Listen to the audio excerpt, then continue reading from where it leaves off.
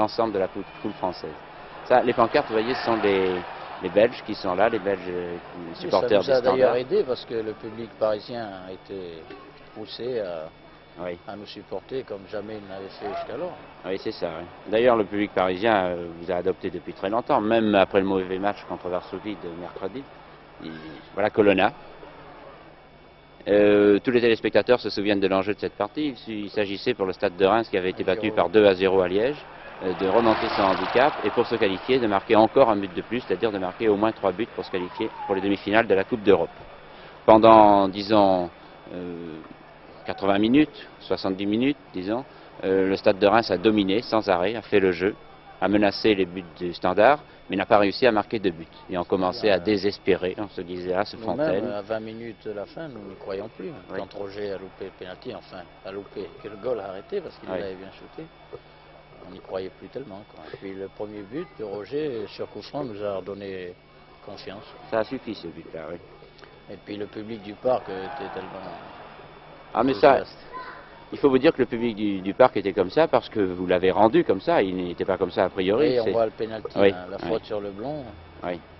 Et alors on va voir le pénalty tiré par Piantoni. Ben oui, il y a une question, c'est que personne ne voulait le shooter parce que... Pourquoi personne ne voulait le shooter?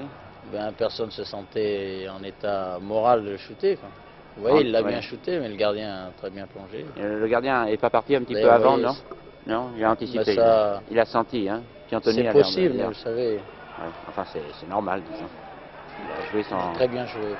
Non, mais vous voyez, là, sur ce shoot, là, il fait un arrêt encore sensationnel. À ce moment-là, on a cru que vraiment c'était fini. Ouais. D'ailleurs, le goal belge a été, il faut bien le dire, sensationnel. D'autant plus, je crois que c'était le goal, le second goal. Hein.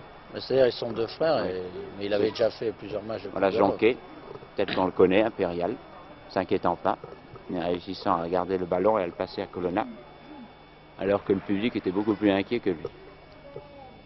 Ouais, voilà le coup franc. Il a repris du droit.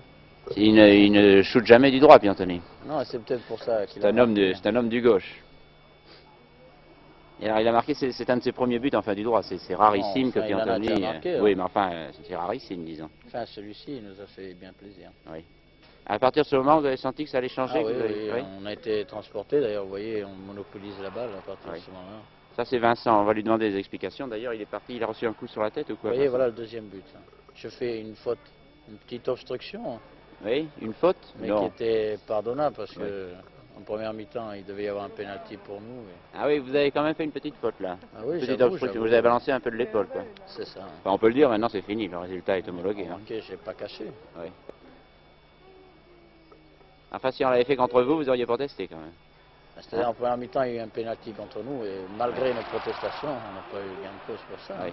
Ça, ce sont les attaques de Reims sans arrêt. Il reste quelques minutes à jouer seulement. Et voilà le but là. Un centre de Piantoni, Lamartine qui... On a eu l'impression que c'était Lamartine qui allait tirer, puis c'était vous finalement, vous vous êtes entendu, non, vous lui avez pris le ballon d'office. Non, je lui ai pris le ballon, et d'ailleurs, sur le coup, il a peut-être été déçu, mais après le but, il était très content. Oui, il était très content.